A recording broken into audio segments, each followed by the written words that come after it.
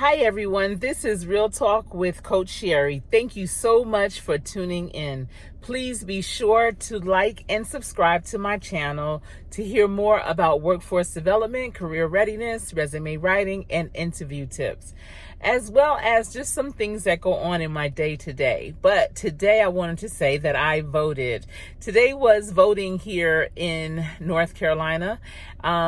I really wasn't familiar with all of the candidates, unfortunately, because I am so just consumed with national news and international news until I've neglected the local news and what's going on here locally, unfortunately. But I still wanted to go out and place my vote. The voting polls were very empty. It was disappointing, actually. I was thinking I was going to encounter a long line. There was way more people volunteering at the polls than people that were there actually to cast their votes. So it was really in and out. I mean, I didn't really waste any time in my morning commute by going in early to vote. I still arrived at work at the same time. It was just a little challenging looking at the names of the candidates and not really fully understanding what each of their platforms are.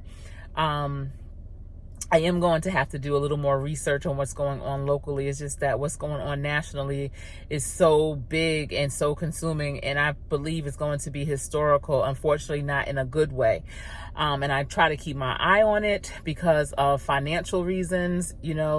Once I don't hope that this happens, but if the economy drops, I need to be able to understand that it's dropping and move things around. I'm posturing myself now to move things around so that if anything were to happen, we would be in a good position as a family and individually.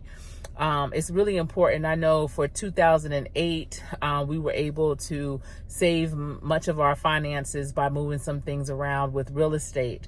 And I remember our financial planner at the time, because we took a lot of money out of stocks and things like that and mutual funds and put it into real estate.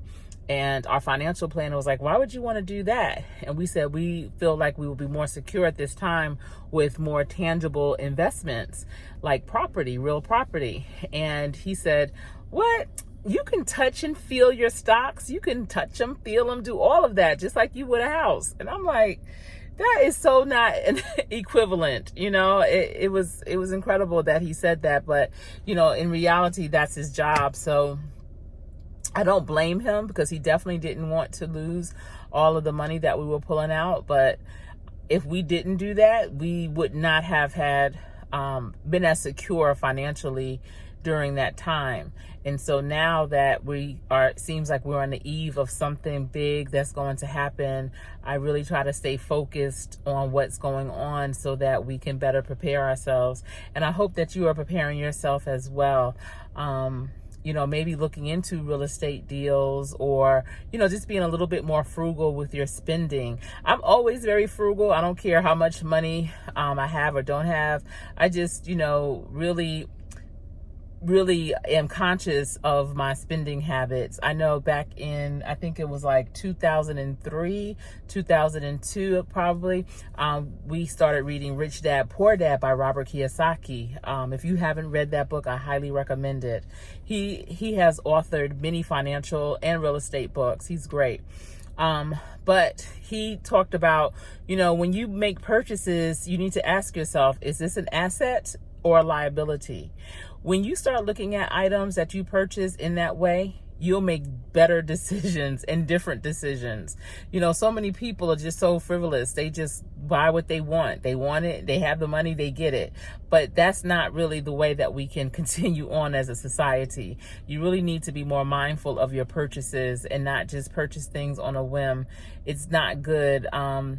It's not healthy. It doesn't give you a healthy balance sheet at the end of the day. So asking yourself, is this an asset or a liability, is the way to go.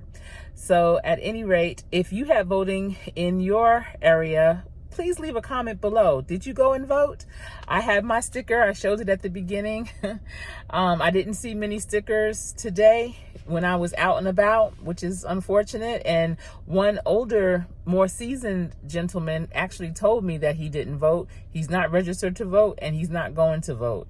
And I was just thinking, here we go again. Here we go again. We really have to get it together. There needs to be a campaign around voter registration. I don't know, like a buy one, get one type of thing or something, because we just can't afford to not vote anymore. We really can't. So I hope that you went out to vote. I hope that you're registered. Please encourage those around you to register. If you have young adults in your life and they are reaching the age of 18, I know this next 2020 election, all 3 of my children will be old enough to vote, and I'm encouraging them to. We talk about politics, you know, and have them very aware, because this is their future. This is our future. And it's important that we all have a voice in it. Whether we know it or not, we have a voice, big or small, it all matters. So please get out to vote. Be aware of your finances. Take care of yourself financially, especially in this time. Make better decisions on your spending and create new habits that are going to really support you in the future. All right, this has been Real Talk with Coach Sherri. I thank you so much for tuning in. Thank you to my new subscribers. Be sure to like and subscribe to my channel. Leave a comment below if you have anything to add to what I had been talking about in this video, or any questions that you may have for me for future videos. All right, everyone, thank you for tuning in. Have a great evening and take care. Stay safe.